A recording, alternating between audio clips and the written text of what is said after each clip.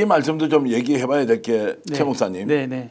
김건희 윤석열과 가까운 사람은 오히려 경호처에 남겨놨다. 왜냐하면 이재명의 동향을 파악하자. 다음 대통령으로 들어오면 이런 이제 억측까지 지금 나오고 있거든요. 억측이 아닙니다. 예. 그러기 때문에 이재명 대표 측에서는 지금 대선 기간에는 또 법적으로 보호받는 경찰 인력, 경호 인력이 있지 않습니까? 거기까지는 뭐 이제 경찰 경호 인력이라고 쳐도 당선되는 그 순간부터는 바꿀 수가 없답니다. 이미 배정된 경호원들은. 네. 그렇기 때문에 그거는 무슨 수를 써서라도 민주당이나 이재명 측에서 반드시 그거는 극구 자체 점검을 해가지고 맞습니다. 그러니까 스파이가 심어질 수도 있고 오히려 암살자를 심어놓는 거나 마찬가지입니다. 네. 그렇게 볼 수도 있어요. 내부 고발자나 스파이나 암살자 같은 사람을 심어놓을 수도 있다고 하는 것까지도 극단적으로 우리가 생각을 해야만 되는 거죠. 그래서 쉽게 말하면 이재명 정부가 출범해서 그 이재명 정부 시스템 하에서 거기서 지명하고 꾸린 경호처가 아니고 김성은 측에서 윤석열 정권에서 꾸린 경호 요원들이라면 철저하게 다시 제로 상태에서 다시 재편성을 해야 되는 거죠. 자, 그게 이제 임기가 시작되기 전에 조치를 해야 한다는 것이고. 그 이제 지금 그게 이제 지금은 되면은 어떻게 할 수가 없고요. 빼박힌 그다음에 거라. 이제 네. 그 일단 당선증을 교부받지 않습니까? 네. 그럼 지금 당선이라 그러죠. 근데 지금 당선인이 없지 않습니까? 네. 당선증을 딱 교부받으면은 경호실에서 바로 인력 명단 옵니다. 수행 경호를 할 인력 명단이 한 30여 명이 딱 오거든요. 네. 그러면 이제 거기서 정말 이 사람들의 면면을 딱 검증해가지고 안 될 사람들은 다시 추천을 해달라고 그래야 됩니다. 네. 그 사람이 딱 세팅되면 수행 경호를 하는데 이 수행 경호가 왜 문제가 되냐면요. 수행 경호, 가족 경호는 대통령과 영부인의 일거수일투족을 다 합니다. 예를 들어서 대통령이 뭐 정치하다 보면은 어떤 정치인을 몰래 만날 수도 있고 누가 조언을 들을 수도 있지 않습니까? 네. 그러면 먼저 이 대통령이 어떤 생각을 가지고 있냐, 뭘 할 것이냐를 예측을 하는 거죠. 이건 엄청난 보안이거든요. 근데 수행 경호는 그걸 알 수밖에 없습니다. 딱 붙어 다니기 때문에. 예를 들어서 자, 청와대에 비공개 손님이 들어온다. 그러면 청와대 차를 보냅니다. 그러면서 뭐 1, 2, 3, 4, 5 차는 안에 누가 탔는가지도 검색하지 말고 우리가 보통 데스크라 그러거든요. 본관, 관저 그 인수문 있지 않습니까? 그게 데스크라 그럽니다. 그 앞까지 바로 보내. 그러면 거기서는 누가 나오냐면은 일반 경호부 사람이 나오는 게 아니고 수행 경호부 사람이 나와가지고 문을 열고 모시고 들어가거든요. 확인하고요. 네.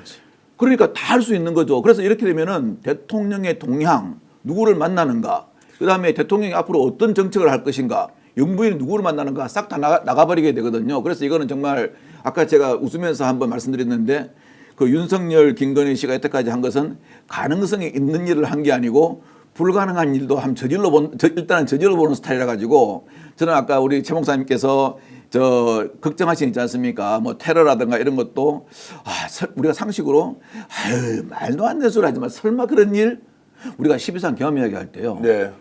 제가 몇 번 그랬어요. 야, 전두환 노태우가 1심에서 사형받았어. 12상 경험이 되냐? 그랬는데 나중에 저도 할 말이 없더라고요. 막연하게 공포감을 저희들이 부추기는 게 아니라 민주당 또는 이재명 대표 쪽에서 보고 있다면 지금 경호처 내부가 통제불능 상태에 있다. 김성훈이 어떤 작당을 해놓고 있는지 확인할 수 없으니 임기가 시작되기 전에 반드시 이 문제는 확인하고 조치해야 한다. 그 조치의 내용은 전문가들이 많이 있을 테니까 또 국정운영 경험이 민주당에도 있기 때문에 어떤 상황이 진짜백인지를 반드시 찾아서 대처해야 한다는 말씀 저희들이 미리 드리겠습니다. 왜냐하면 어처구니 없는 일이 계속 지금 벌어지고 있고 또 민주당이 경호처를 지금 경찰 산하 기관으로 이제 만들어야 한다는 법 개정도 지금 예고를 하고 있지 않습니까? 그것도 신속하게 좀 추진을 해서 경호처가 대통령을 저런 방식으로 내란 죄를 저지른 자를 옹이하고 있는 내란 세력으로 지금 준동하는 거 반드시 막아야 한다는 말씀도 여러분께 좀 드리겠습니다. 지금 뭐 생각해 보세요. 지금 그 경호처 내부에서 연판장 돌리는 얘기는 다 들었잖아요. 네, 예. 그 정도로 지금 김성훈이가 무소불위의 기준도 없고 규칙도 없고 그냥 경호처를 사조직화해가지고 지금까지 이렇게 꾸려오고 지 맘대로 하고 있는데 김성훈이가 유일하게 순복하고 따르는 사람은 김건희뿐이 없는 거예요. 예. 윤석열과 특히 이제 김건희 말을 따르는 자인데 김건희가 올바른 그런 판단력과 올바른 가치관을 가진 대통령 배우자가 아니었잖아요. 예. 가족 교모를 찾아가 가지고 총을 이럴 때 쓰라고 있는 거지 뭐 하고 있냐고 책망한 사람이 대통령 배우자고 대통령이라는 자가 그 집행하러 왔을 때 총을 쏘면 안 되냐고 그래서 총을 안 된다 그러니까 그럼 칼을 쓰면 안 되냐고 그러고 이게 총을 쏘서 문을 부수고라도 국회의원 끌어내라고 하는 자가 대통령이고 그의 배우자인데 이 사람들은 정말로 국민을 다 죽일 결심을 한 자들 아닙니까? 국민을 네. 다 죽일 결심해 가지고 영현백 잊어버렸습니까? 종이관 잊어버리셨냐고. 그리고 윤석열이가 구치소에서 나오자마자 국방부에서 1만 개의 또 영현백을 주문한 그 뉴스 그 특보가 나왔잖아요. 이 심각한 겁니다. 그 이전에 영현백을 구매하려다가 타진해보고 알아보고 그런 거 말고 구치소에서 이제 합법을 가정해서 탈옥한 이후에 또 구매한 건이 실제 이거는 결제한 건이 나왔잖아요. 그러니까 이런 자들이 지금 경호원들을 40명, 50명을 거느리고 있다고 하는 거는 단순하게 자기들의 신변 보호하는 용도를 넘어서서 자기들의 어떤 괴락을 이행할 수 있는 인력 요원들인 거예요. 뭐 말 그대로 지난번에 그 취임하는 애 네. 여기 한남동 관저로 들어가기 전에 코바나 컨테도 짐 쌀 때 경호원들이 다 짐 쌌어요. 그래가지고 논란이 있었어요. 이삿짐센터 직원들을 부려먹지 않았다고. 그렇기 때문에 안 봐도 뻔하죠. 뭐 개하고 산책할 때도 경호원 데리고 다니고 이건 경호원이 딱 그들만의 그 퀄러티가 있고 활동의 경계선 리밋이라는 게 있는 겁니다. 그냥 똥개 부리듯이 아무 때나 그냥 그렇게 그냥 데리고 다니고 막 수조 부리듯이 하는 게 아닙니다. 경호원들을. 지금 최 박사님이 말씀하시는 동안에요. 네. 옆자리에 앉아 계시는 우리 그 박한준 행정관께서 네. 정말 이렇게 막 탄식을 하면서 말씀을 듣고 있습니다. 왜냐하면 이게 워낙 심각한데 우리가 심각성의 정도가 예. 우리가 구체적으로 경험하지 않는 이상 이걸 잘 모르지 않습니까? 대통령의 경호처가 어떤지 파면된 전직 대통령이 어떻게 지금 대우를 받아야 되는지 이게 이제 정보나 지식이 없기 때문에 지금 이게 완전 엉터리로 돌아가고 있는데도 아무도 제지를 못하고 있고. 제가 이제 초임 때 예. 청와대를 첫 발령 났어요. 그래서 100일단이라고 이제 거기를 들어갔는데 이 경호는 두 가지가 있습니다. 경비 경호가 있고 신변 경호가 있거든요. 경비 경호는 대통령이 청와대 안에 있을 때 모든 대통령의 안전을 책임지는 보안 시설, 뭐 시설, 행사 지원, 그다음에 대통령이 이제 뭐 산책 나오고 출퇴근하고 하는 거 있잖아요. 그런 모든 동선에 다 이제 경호를 하는 게 그 경비 경호고 신변 경호는 우리가 딱 볼 때 보면은 대통령 옆에 선글라스 끼고 딱 이렇게 폼 잡는 사람 있잖아요. 네. 그게 이제 그걸 말하는 거거든요. 예.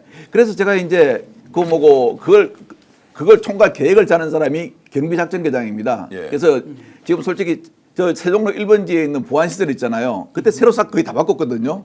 제가 제 손에 다 들어갔기 때문에 저는 뭐 녹지원이 200 몇십, 뭐 둘레가 200 몇 메다다 한 걸 지금 다 기억해요. 기억하는데 그거 제가 2년 하다 보니까 이제 많이 알게 되는데 대통령 경호실이 생기고 난 다음에 있지 않습니까? 이 경호원들은 충성 조직, 직선 조직입니다. 연판장이나 이런 사건, 위에 대들 사건 있지 않습니까? 생각도 못하는 사건이에요. 이런 사건이 일어나고 저는 정말 진짜 불안한 게 그때 법관이 발부한 영장을 갖다 집행하러 온 수사관들 있잖아요. 그거를 막으려고 기관총하고 실탄을 86발을 배치했다 그러죠. 네. 그러면서 이건 항상 배치하는 거다. 아니 저는 그게 있지 않습니까?